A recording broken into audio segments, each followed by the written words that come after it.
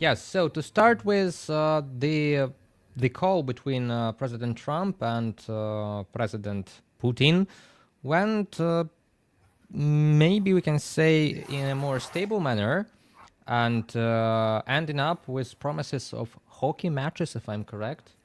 Right. So I think that the call was probably what we expected. Nothing really firm came of it. There's no concrete resolutions. There's this general sort of assumptions or statements that they will do things like avoid attacking the energy infrastructure. But as far as actually having a ceasefire or really being closer to any sort of resolution of the war, it's not. I mean, there's no substantial change from what things were like yesterday. So I think that this at this point, it's we have to wait to see what happens next. It is clear, though, that the White House is going to continue trying to do this. And I think that in the short term, they will realize that Putin is not interested in offering a substantive peace. Okay, so what can you say after the finish of this talks? To say at the least, there is no news about the talk of Trump and Zelensky after this phone call. Um, we, okay, my app says for Well, me to it go to definitely the seems shelter, that this but call went better than the Zelensky meeting with Trump. yeah. So today, President Trump and Putin talked about the need for peace, and they both agreed that this conflict must end with a long-lasting peace, according to the post of Caroline Levitt on X social network. And as she says, as she writes, both leaders agreed that future lies in the enhancement of United States and Russian negotiations and their relations between these two countries, which includes, I quote, huge economic deals and geopolitical stability after reaching the peace. What does this mean for us? Well, I think that it's probably concerning that the Russian side made a statement afterwards, after this call, and they said that the U.S. and Russia have a specific role in the world in ensuring that there's peace. I would actually interpret that as not a positive sign because it's saying that the two countries will work on peace, and not including Ukraine, which is pretty much what I think is occurring here. I think the White House made a conscious decision to just do what it's going to do. It's no longer going to consult with Ukraine. It's going to go ahead with the plan as it sees fit. Okay, so no talk about Ukraine without Ukraine is no longer the rule. No, I think that's over. I think it's very over. Okay, no talk about Ukraine without Ukraine is over. And about the hockey match, I heard allegations that both leaders agreed on a joint sporting event after some normalization of their negotiations and relations.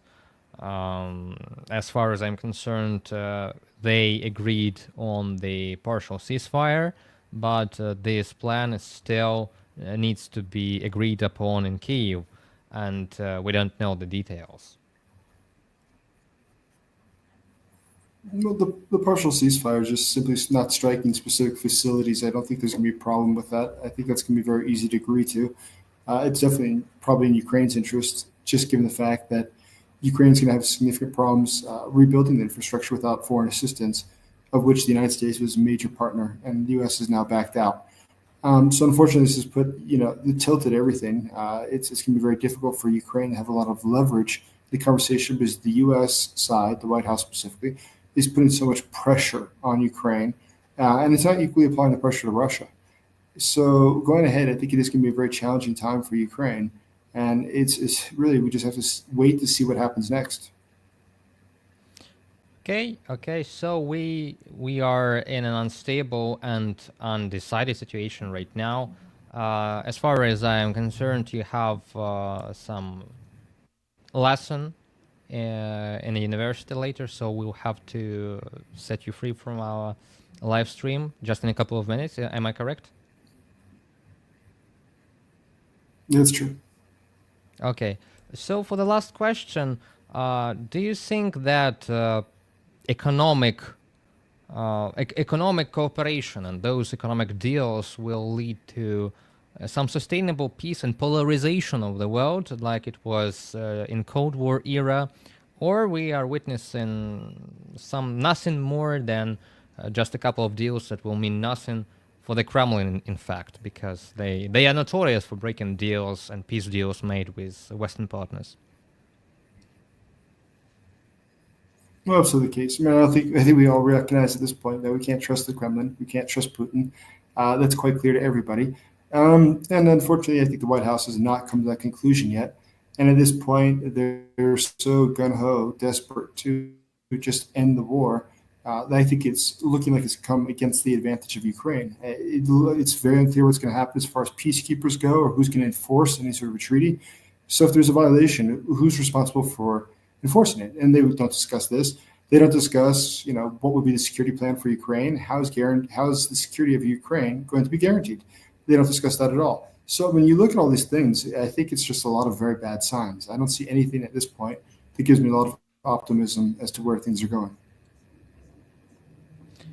Okay, so we should keep some degree of optimism because there were no huge statements that the support for Ukraine is over completely. This is the big red dot, and we are friends with the other side right now. So we didn't hear that, and the military and intelligence aid has been resumed after the Ukrainian side has agreed to a ceasefire deal for 30 days. How it goes, I believe we shall see. We shall see in the coming weeks and even days, maybe even hours. But we will see and talk about it later. Thank you, Mr. Smart, for joining our live stream now, and see you again. Thank you so much.